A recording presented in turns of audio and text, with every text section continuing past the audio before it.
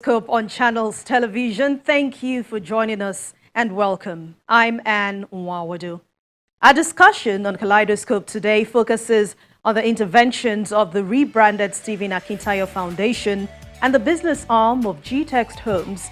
As the CEO, Dr. Stephen Akintayo highlights the organization's contributions to the real estate sector in Nigeria.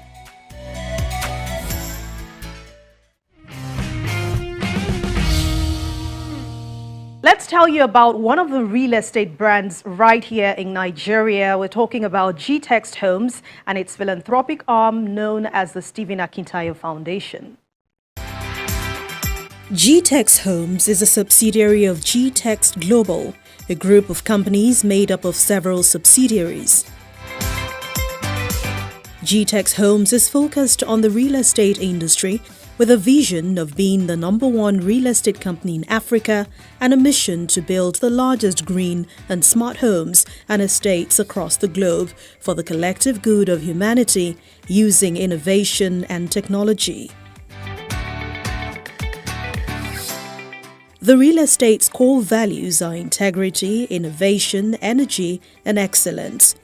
GTEXT Homes believes in providing premium personal service now and well into the future with an amazing collection of landed properties strategically located to harvest from a bountiful land banking or own a shelter. The real estate firm creates a convenient, smart, and green home at any desired location across the globe. The philanthropic arm of the organization has been in existence for several years with interventions in different sectors in Nigeria, but it was rebranded as the Stephen Akintayo Foundation with the aim to expand its focus in charitable works beyond the shores of Nigeria. The organization is contributing its own quota to improve various sectors, bringing about overall development and growing its business. We'll now hear more from the founder and CEO of both organizations as it discusses the efforts made so far in Nigeria and the expansion into other countries. It's great to have you again on the show. I recall it's been over a year we had the last interview. Okay, yeah. Almost a year. Yeah. But I remember also then you talked about your future plans. Yes. So as GTEXT Homes, as Stephen Akintayo Foundation and all the businesses under an umbrella, how far have you gone? Amazing. A lot has happened. Yes, a lot really has happened. I've published a new book, The Billionaire Code. We also, as at that time, I think we had just opened our Dubai office, so they're doing very well. Our US and UK office as well, so they're getting stronger and bigger. We also had some adjustment in or improvement in our vision of building 200 estates between now and the year 2035. Before now, it was just to build serviced estate where we just provide infrastructure, but now we're creating more of team estates that have some level of luxury. So some are golf courses that will be there, polo club. We're creating artificial lakes in some, and quite unique concept that we've since introduced. And construction has started. We've had to get in a lot of top professionals because of the issue of incessant bidding collapse. We had to get a new CPO whose last project is 112-story building in Dubai, who now oversees most construction. I know in Nigeria, highest you are even going is less than 30 stories. So you have somebody who's done 102 stories. So we're solid. I can imagine. And we also talked about the green or smart estate then. How is that going? Amazing. In fact, 19th of February, we are doing the first launch of some of those houses, and people can come in and see how they look. And the unique concept that we're building for the Nigerian market. But of course, in Dubai, a lot of the properties we sell are green. They are smart.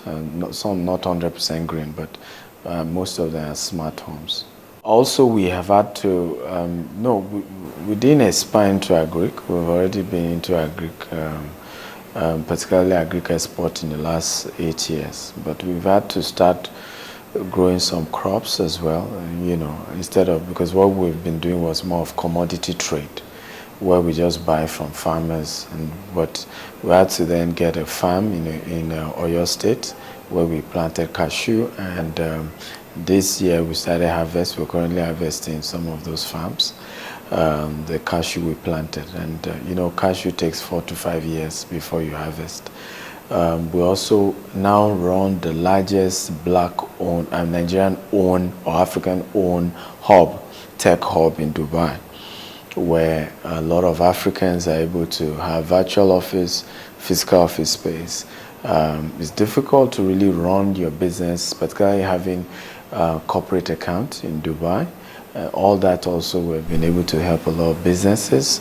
Some also who are not resident in Dubai but wanted a virtual representation, because they have clients. So many of them are able to come to our hub and get representation.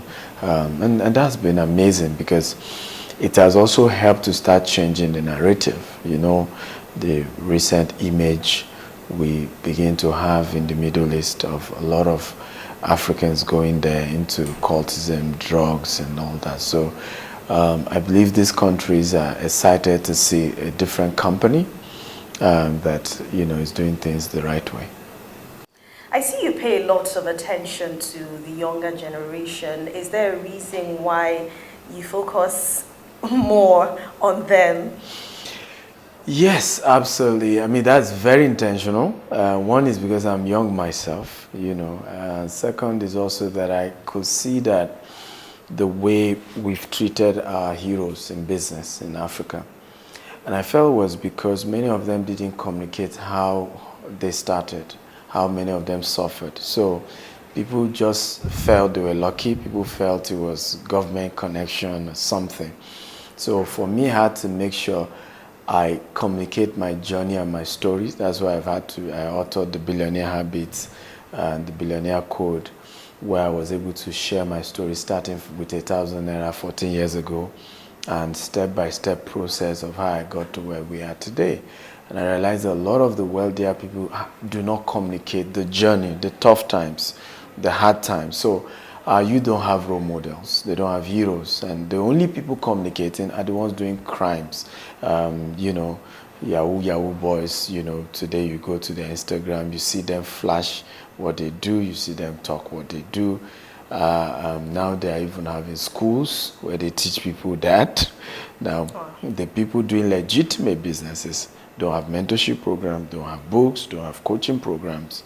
Aside that, of course, they mentor people in their businesses as well. So we've had to change that, organize conferences. In fact, the last one we did a few weeks ago, we had to bring Cosmos Maduka to share how he built his empire from 200 naira. And we hope to do more of that, bring the richest guys to come share the basic starting point. Nobody got here by being wasteful, right? People invested, before they now could afford luxury, right? And that's been fantastic. I mean, on social media, you could see a lot of young people say, every day I look forward to your content. I'm inspired. I feel I can do it now. I feel I can make it. Because if we're not careful, mentally, young people have seen Nigeria as a prison that they need to escape from. They've lost hope. They think that the older generation has cornered everything to themselves, political position, businesses, and it's a lot difficult for their young people to thrive. And we've also structured our company in such a way that everywhere we have an office, we create accommodation. So here in Banana Island, we had to get accommodation for our staff here. And that became also was able to communicate a lot of value, not just to the staff, but to even people outside. That not every entrepreneur, is self-centered or selfish. Many also want you to have the kind of lifestyle that they enjoy as well. If you're part of those making their businesses to grow. So that has been really helpful. We have 90-something% young people. Average age is 25 in GTEXT, all over the world. So we talked about the older generation then. What do you think they should be doing better to mentor these younger generation that seem to be going astray? I think they should talk to me. I really do. So what will you be telling them? I really do. I really think they should talk to me because, first of all, I understand both worlds.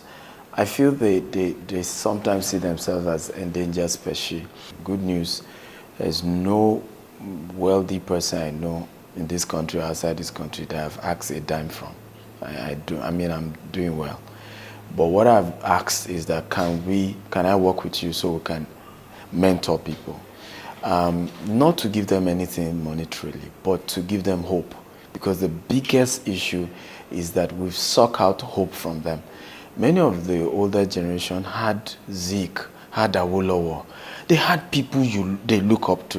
And these people used to go to their schools and share stories and inspire them, talk about how they fought for independence. They read about how these people, even in their books, if they didn't come to your school, there were books, there were histories. So you had role models. Who are the role models of Nigeria today? The only thing we see is somebody stole 5 billion, 10 billion, 20 billion. How will the youth believe they have a future? When they even try to contest, they are rigged out of the system. So for me is that we have two tales to share. One is that we didn't get it lucky. The older generation have to communicate that. That wasn't like they dashed us because the youth feel that way. Like you were given and you don't want to give us. So you have to share your story. If you don't share your story, how do we know that you also had to work hard, that it wasn't as easy as we're thinking? But secondly is also to then begin to share how some of our youths can do it better, right? We need the mentorship. Remember what happened during NSAS? A lot of the older generation started complaining, oh, you people went too far, you went too far. But how many of us remember there was the older generation saying, youth should better, in our days, we used to protest, we used to do this. So, so I remember one of those activists saying, we made a mistake, okay, we should have guided them. But you were the one saying, go out, fight for yourself. But again, would that have been managed better if the older people showed up, right, by day 4? And so I say, okay, let's do it this way, let's do it this way. And they will listen, right? Because I remember, speaking with the older elite, some of them that I know, they say, we allow our children go, right? So the issue is that you should have joined us at some point and say, hey, we need to also still midwife this process. So, and I'm even starting a TV show on this, and it's called The Big Talk with Stephen Akintayo, and I'm doing the same thing, midwifing the old political elite and the youth. So, those are, imagine a governor and a fowls or a macaroni, that's the concept we have, and we're discussing the issues, and both parties are saying their own side of the story, because we can't go into 2023 the way we are. Somebody has to bring both parties to the table, and we all find a way out. On January 28th, which was your birthday, you made a change in name from Infinity Foundation to Stephen Akintayo Foundation. So far, Infinity Foundation has run for more than 11 years, right? But this new one now, well-structured, better put. What are your plans now, and what have you done so far? Yeah, so our plan this year is we're giving 20 million in bursary awards. So on that day, we gave out 5 million. So we have 15 million to go. Also this year, we're building an orphanage, this year, as well as a school and a hospital. Also, we're working on an online university, which is going to be hybrid. So one part is business entrepreneurship mentorship. The other part is vocational mentorship. So tile making, graphics, bricklaying, aluminum work, so stuffs like that. Because that's also another sector. We want everybody to have a degree. And most of the universities were teaching what was outdated and had expired. And a lot of young people feel once I have a degree, I can't do tiles. And there's millions in the making tiles. There's millions in aluminum or iron work. A lot of money in those sectors.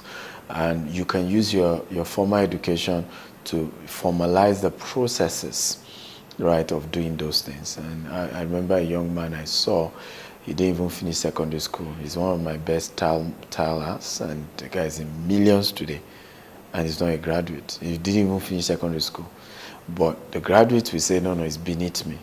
So we're starting an online university where you're able to do the theory online. Then you can then come in for 6 months internship for practicals. And we also make sure we train you how to write proposals so that when you're done, you are not necessarily looking for a job, but you can immediately start, applying to start owning your business and to people to do job for them as a company. So it means you're promoting skills acquisition.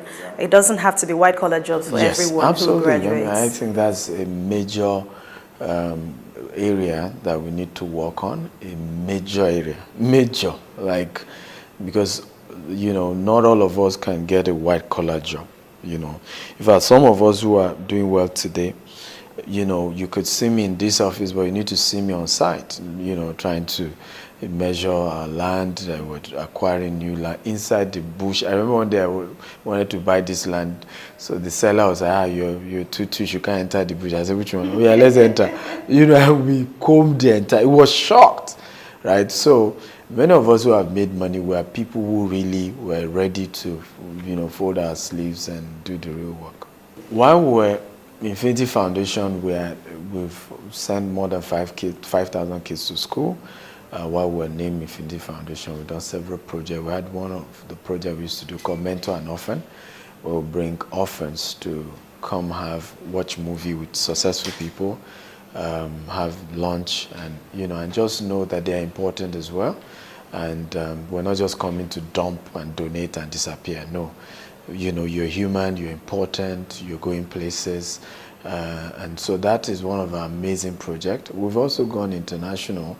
Now we have a foundation we work with in Dubai. We work with kids from Bangladesh.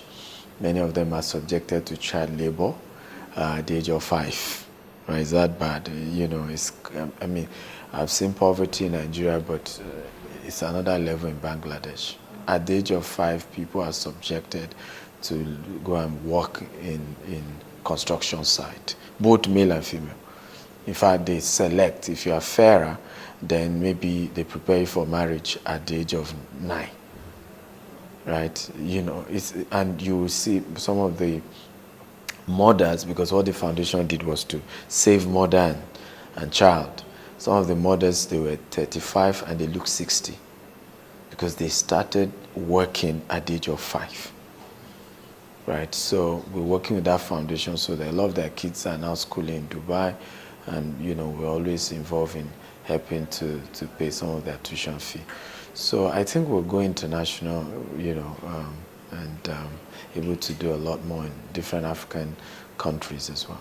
So let's talk about plans again for GTEXT Homes and the rebranded Stephen Akintayo Foundation, and of course other businesses.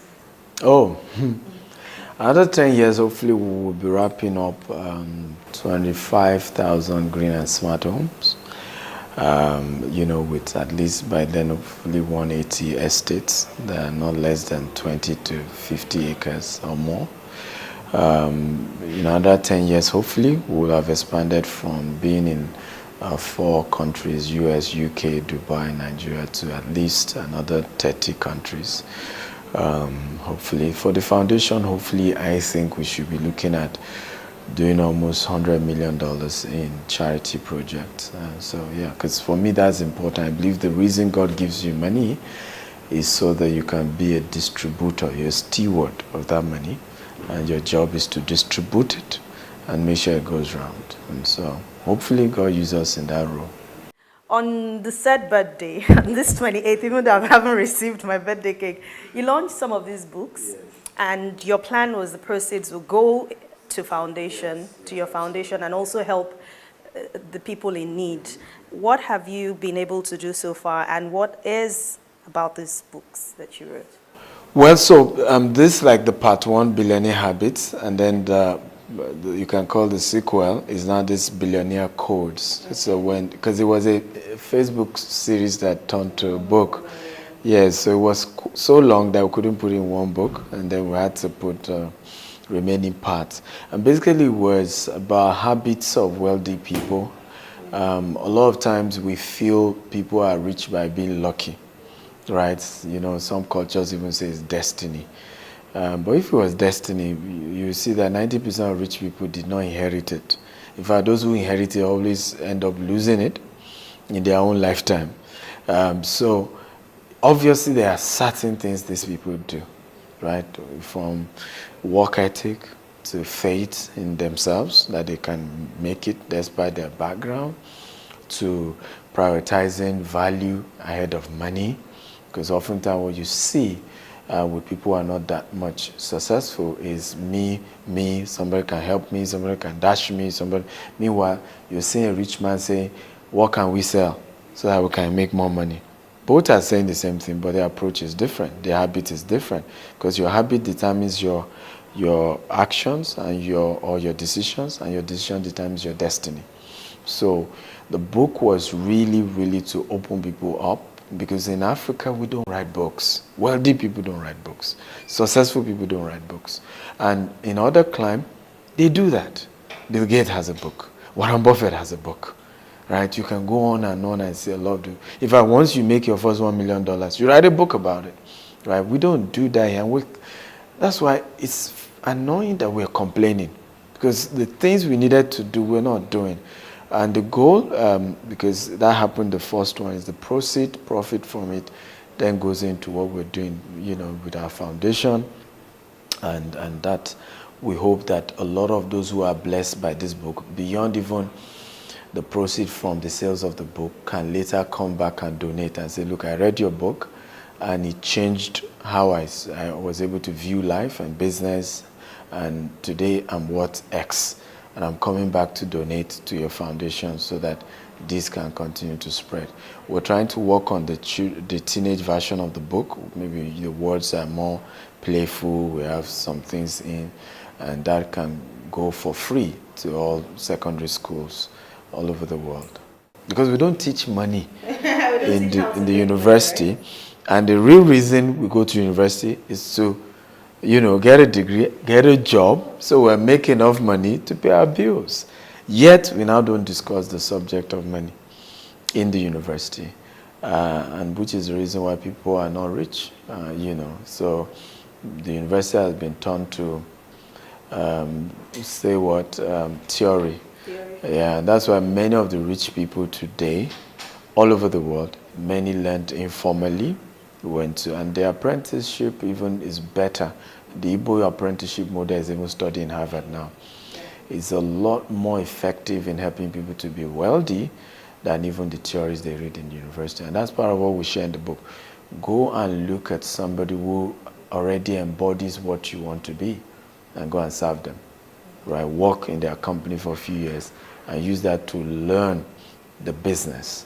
Because, for example, there's journalism and there's the business of journalism. Two different things, right? And until you go and learn from somebody who understands the business of journalism, in many cases they didn't even study mass communication in the university. Many of them didn't, but they understood the business and ended up owning the business. And then sometimes you see the people who study the course are not able to even own media houses themselves. The goal is, as business continues to grow globally, as you people keep patronizing us, we continue to do more to add value to the society. It's not easy, but that's why we're here. And 2022 is a great year. It's going to be a great year. You're seeing it already as a great year. Yes. Amen. Yes. And thank you for coming. Thank you for always having me. Thank you too. Thanks a lot. Yeah. Well, they say from what we get, we can make a living, but what we give makes a life. With that, we end the program for today. Thank you so much for watching. Don't forget, go to youtube.com/channelsweb, click on playlist, then scroll to Kaleidoscope, and you can watch and rewatch as many editions as you want. I'll see you very soon. Stay safe. I'm Anne Nwawadu. Thanks for watching.